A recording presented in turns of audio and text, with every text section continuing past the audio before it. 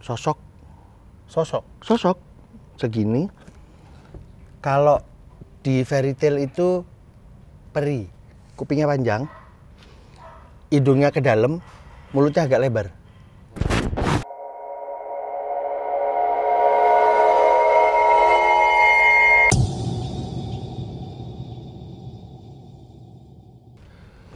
Selamat malam, Pak. Saya lagi Sari Wawan. Selamat malam Om Bre, Mas Bre, Mbak Bre, sorip-sorip dimanapun kalian berada. Gimana? Kita mau cerita. Gimana? Kita mau cerita. Kali ini kita tanpa Pak Harsup. Karena situasi kondisi jalanan Sama pada hari ini. sama kesehatan dia juga kurang bagus. Oh iya. Kayaknya. Habis banjir Pak di mana-mana. Betul. Jadi ini kayaknya Kimata lagi suka bikin urutan-urutan kayaknya, ya kan? Kalau beberapa episode lalu itu kita ada apa? Skuter. Setan kurang terkenal. Episode ini kita bahas itu adalah Pak, penampakan hantu yang mengundang tawa. Ini sih benar-benar konyol sih. Jadi 4 hantu konyol versi Kimata. Soret gitu kayaknya. Nomor 1. Enggak dong, nomor 4. Oh, nomor 4. Saya yang harus cek sendiri ya. Nomor 4 adalah hantu jempol berbulu. Ini terjadinya di Amerika. Enggak Pak, saya nggak buluan Pak. Enggak buluan ya. Bulu saya di tempat yang lain. Di USA. Wah, di USA Maryland. Wah, ini konon ada seorang wanita yang menemukan sebuah jari kaki besar. Mungkin 2 jempol saya kurang gede. Berbulu. Ya, terus munculnya tuh di kebun. Dia lagi bercocok tanam. Jempol tok. Jempol Aja, sorry. Jempol sikil. Ini sikil ya? Kaki. Kaki aja. Terus dia pikir bawa pulang kali ya? Loh, kok bawa pulang? Oh, ketemu di kebun, bawa masuk maksudnya gitu ya. Terus ini Pak, yang aneh nih. Ini orang aneh. Memang dianya aja yang aneh. Iya, dimasak jadi sup. Tosup. Tosup. Iya, tosup kan jempol kan bisa gitu. Tosup. Enggak, tapi kenapa mesti dimasak? Akibatnya malam harinya dia diganggu sama orang yang nyari jempolnya. Ini aneh loh. Ini Pak Dito kok bisa nemu kayak beginian tuh, heran saya. Nemu jempol kok malah dimasak. Jadi saya lagi jalan-jalan nih Pak. Jalan-jalan di kebun. Tiba-tiba saya nemu jempol. Bagus nih berbulu. Jempol berbulu. Dan saya punya kepikiran, saya masak aja deh. Jadi tosup. Saya nggak tahu bentuk warnanya apa. Nggak mau ngebayangin. Pak Dito ini kenapa Pak? Dimasak. 1. Gara-gara dimasak, akhirnya dia dihantui sama yang punya jempol itu. Salah dewe. Mbak, jempol saya mana gitu. Mbak, jempol saya Mbak. Ini aneh loh, ini konyol. Nomor 3. Yang nomor 3. Pak, ini kayaknya dari 3 ke 1 Jepun semua nih Pak. Ini kayak seru nih. Iya, Pak Dito dapat lagi kesukaan Jepang. Lagi kesukaan Jepang deh. Nomor Ashirai Yashiki. Merupakan sosok, bisa jadi inilah hantu yang mungkin paling konyol di dunia. Merupakan sosok kaki raksasa yang berbulu lebat. Tiba-tiba datang di sebuah rumah dan menuntut untuk dibersihkan. Ada kaki datang gitu. Pak, bersihin kaki saya Pak. Gitu kan dia. Lah masa bunyi? Lah masa ngomong? Mungkin sikil loh. Iya, ini jangan datang ini. Membersihkan, iya minta nuntut untuk dibersihkan. Ini maksudnya rumah apa sikilnya ya? Nggak tahu dari mana kalau itu dia minta dibersihin. Jika yang punya rumah males, takut dan nggak mau, diobrak-abrik itu isi rumah. Loh. Namun jika kamu mau membersihkan si kaki raksasa ini, Ashirai Yashiki akan menghilang. Sebenarnya yang makasih. Manikir pedikir sekalian. Sikil. Pak, itu 1 kaki loh. Iya, kalau di film series itu apa namanya koyan tangan itu? Wednesday. Ya Wednesday. Itu tangannya siapa sih sebenarnya? Itu dia minta diguntingin kuku. Itu asistennya. Oh, gitu. Saya nggak belum. Itu minta diguntingin kuku kali. Iki sikil. Kaki raksasa. Yang pertama jempol, yang keempat jempol, yang ketiga kaki. Kakinya tuh kalau minta dibersihin tuh mungkin koreng kali ya, ada koreng gitu di. Yang kedua apa ini? Yang kedua, Nomor 2. tofu kuzo. Saya tahu tofu itu bahasa Jepang adalah Tuha. tahu. Salah satu hantu konyol yang digambarkan sebagai Bayi raksasa dengan topi bambu. Bayi raksasa. Bayi tapi raksasa. Topi bambu. Pakai topi bambu. Sambil membawa nampan berisi tahu dengan aroma lezat yang dihiasi daun maple Jepang. Ini enak loh ini pasti. Enak nih pasti. Namun tahu yang dibawa itu beracun. Yang menyebabkan jamur perut serta kematian bagi mereka yang mencobanya. Mau tahu gitu kali ya? Itu yang masih kecil jualan tahu, Pak. Mau tahu nggak? Enggak. Tahu nggak dari mana? Sumedang. Ini dia ngapain ya? Masih kecil tapi jualan tahu loh.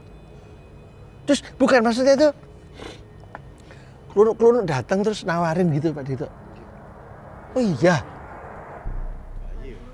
Tapi dia hantu. Ya ada juga kabur ya orang ya. Lo ya toh. Kalau misalnya ditawarin kamu ngeliat bayi raksasa. Raksasa itu bayi itu bayi gelinak-gelinuk gitu tapi gede gitu. Terus pakai topi bambu. Ngeselin. Ada juga gua tampol kali ini. Serius gua tampol. Pak Dito. Ada aja. Dan yang paling seram adalah di nomor 1. Masih dari Jepang. Shirime. Sosok hantu ini berasal dari sebuah legenda yang berkembang di kalangan masyarakat Kyoto. Yang dulu jadi ibu kota kekaisaran Jepang, tapi zaman dulu. Suatu malam ada seorang prajurit samurai dikisahkan berjalan di pinggiran hutan. Ini cerita ini. Suatu malam. Gitu cerita. Coba. Jadi gak serem ya. Suatu malam seorang prajurit samurai dikisahkan berjalan di pinggir hutan. Namun tanpa sengaja bertemu dengan sesosok menyerupai manusia telanjang. Ini gimana sih? Gak tahu nih. Sebelum sang prajurit menebas dengan pedang samurainya, tiba-tiba peluk aneh itu menungging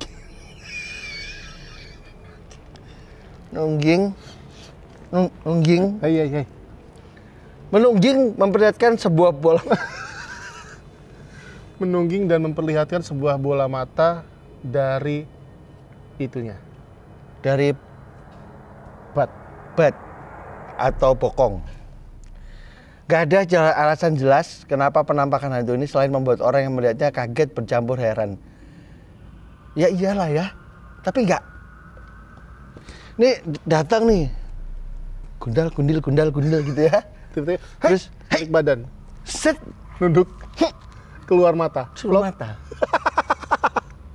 Itu apa? Fungsinya apa gitu? Dan inilah yang didefinisikan sesungguhnya dari muka pantat. Hantu mukpat. Mbok ya cari yang lebih decent gitu loh. Tapi ini ketika membuat orang ketakutan, Shirime ini akan senang dan memang hanya itu pekerjaannya. Oh, emang dia cuma nakutin doang, Pak. Pekerjaannya suka mamerin pantat yang ada matanya. Ada bola matanya. Ada bola. Ini bukan keluar kan, tapi ada matanya toh. Tiba-tiba ada mata celopot gitu. Tiba-tiba emang ada matanya, cuma belum kelihatan aja. Ini mungkin asal muasal dari mata keranjang. Bukan. Penyakit wasir. Bisa jadi loh. Tapi ada matanya. Cuma satu, Pak. Iya, matanya cuma satu di tengah gitu kayak ini misalnya ini, Pak. Ya, amit ya gitu. Plotot gitu ada matanya. Oh, matanya cuma satu. Oh. Saya klop kebalik. Astagfirullahaladzim. Tapi di Indonesia sendiri pun sebenarnya ada nggak sih hantu yang aneh gitu tuh? Ya kemarin kita bahas itu ya. Dibahas. Yang kemarin kita bahas itu nanti teman-teman Kimata nonton ya. Tante coba. Ada yang bersin tuh. Hantu bersin. Jadi kalau ketemu, terus kabur. Tapi kalau but-butannya itu plot. But-butan. Aduh ini kacau ini. Ini nggak ada yang lebih serem apa ya? konyol. Kan emang makanya nih 4 hantu konyol, makanya Pak Dito saking nggak kuatnya cuma dapat 4 Pak. Aduh. Nggak bisa Tapi 5. gini, mungkin juga ya. Apa namanya? Ya di Indonesia mungkin ada selain yang kemarin kita temuin yang nggak terkenal itu, gitu ya. Cuman yang nggak terkenal aja udah konyol sebenarnya gitu ya. Tapi mungkin banyak juga kali ya. Kayak apa sih kalau legenda-legenda nanti coba di Iya, komen lah. ya. Enggak, tapi ini tuh sebetulnya apakah hantu yang sudah memang ada terkenal Atau dibikin. orang-orang pernah melihat Hmm. atau memang ya hanya dibuat-buat sama orang aja. Oh Folklore. ya bisa. Apa itu legenda ya kali Tapi- ya. Ada ini kok, ada gambar Ah. karikatur Jepang. Oh gambar karikatur Jepang ada ini. Shirime. Ya mungkin juga kita Oh. nggak ada yang tahu juga, mungkin ini juga buatan dari sana juga gitu kan. Nanti dilihatin Nanti sama dari Pak Angga masukin Pak Angga insert ya, Pak. masukin ya Pak. Yang kalau Masing-masing. ada lukisan Jepang itu nanti saya jadi tertarik sebenarnya. Yang Cuman ini buat-buatan. kocak sih ini. Ini maksudnya tugasnya dia nongol nggak pakai baju, telanjang, tapi bukan ngeliatin yang gitu enggak gitu. Terus Balik dia yang badan. head terus pok. Pok. Saya nggak tahu nih sebenarnya ini mau ceritanya apa nih sih. Ini lama kelamaan makin aneh. Cuman ya sekali lagi di Indonesia tuh mungkin ada beberapa hantu yang kemarin kita bahas yang nggak terkenal gitu. Cuman ada juga yang beberapa yang mungkin memang konyol yang ditemuin sama orang kali ya. Hantu-hantu yang tapi ada satu cerita menarik nih Pak. Jadi dulu saya tuh pernah punya bukan pernah punya. Ini tuh saudara dari kakek. Kakek itu punya sepupu lah, gitu ya. Sepupu, terus apa namanya? Dia ini kalau nggak salah dulu tentara, gitu kan? Ditugaskan ke hutan. Ditugaskan ke hutan. Dia tiba-tiba itu kayak apa itu istilahnya tersesat. Wah, mau kemana nih? Dia ngikutin kompasnya ngaco gitulah. Jadi kayak pada saat itu waktu masih pelatihan atau pendidikan gitulah. Nah, sampailah dia di sebuah pohon gede banget gitu. Terus dia ngelihat kayak ini kok bukan kayak akar kan kalau Iya, hutan di menjurai hutan gitu di Kalimantan itu kan kadang-kadang suka begitu ya. Yang biasa sorry. buat ini gantungan ini Tarzan. ini kakek saya ini asalnya dari Kalimantan. Oh. Jadi apa tuh akar-akar gede-gede gitu. Cuman kok ini kok beda ya. Jadi kayak akar gitu. Terus di ujungnya tuh ada yang berkilau. Pas dideketin sama dia dilihat kunci. Nyantol di akar itu. Kunci ya. Kunci Iya, anak iya, kunci. Anak kunci. Pas ditarik sama dia gitu, kok nggak bisa gitu ya. Ditarik akhirnya cobalah dibetot lah gitu ya. Duk, gebruk. Ada segini lah Pak katanya tuh sosok segini. Kalau di fairy tale itu peri, kupingnya panjang, hidungnya ke dalam, mulutnya agak lebar. Dobby. Hah, kayak Dobby yang di Harry Potter, tuh lihat. Sekecil gini. Itu kalungnya. Nah terus dia bilang, kamu mau? Dia nawarin si kunci itu. Tapi dengan catatan aku minta senjata yang kamu punya. Jadi kan zaman dulu kan apa kalau pendidikannya dibawain senjata kan. Oh jangan katanya gitu. Oh enggak, ya udah. Soalnya aku melihat kamu kayaknya tertarik sama kunci ini. Dibilang gitu. Penasaran kan akhirnya nih. Ya wis lah katanya. Cuman kan kalau tentara menghilangkan senjata, penjara dong. Iya. Ya kan? Ya wis lah nggak apa-apa katanya. Dikasih, Ditukar. ditukar, begitu dipakai itu cuma segini doang Pak, segini nih, Iya. sekecil itu gitu loh. Kayak kunci gembok, tahu kan kunci gembok Iya. yang kecil itu. Nah, cuman di sini doang nih, nyangkut di sini. Udah, dia balik, ketemu akhirnya jalannya itu nggak tahu somehow kenapa dia ketemu jalan itu, dia di penjara. Hukumannya tuh kalau nggak salah Di penjara karena senjata karena senjata hilang, nah. Di penjara itu kalau nggak salah hukumannya itu 1 tahun apa 2 tahun gitu. Dia masuk penjara, besoknya bebas. Kenapa? Setahun. Setahun, tapi rasanya Kayak besok. cuma sehari. Lah kok udah bebas, dia bilang gitu.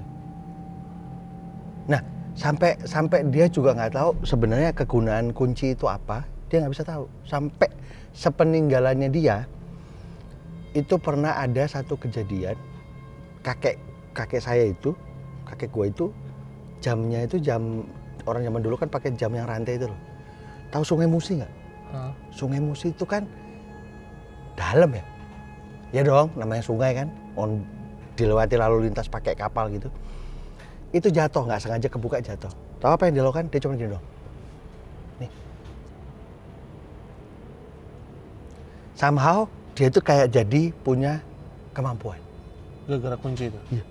Jadi dia ngerasa baru masuk hari itu, besoknya udah bebas, padahal itu adalah setahun. Berarti kehidupannya dilompatin gitu dong? Iya. Mungkin kalau bisa disimpulkan itu adalah kunci ke pintu mana saja. Itu kali ya. Nah, keluarganya apa ya itu, Pak? Gimana? Satu tahun ditinggalin? Ya, maksudnya ya normal aja gitu. Maksudnya dia nggak ngerasa? Dia nggak ngerasa. Dia merasanya bahwasanya setahun aja udah, besok aja udah keluar gitu. Tapi itu setahun. Itu ada enak nggak ada enak? Ada enak, ada nggak enaknya. Jadi dia mungkin bisa pindah kali ya Pak Dito ya. Dia bisa ke mana-mana dengan kunci itu dan dia punya kemampuan.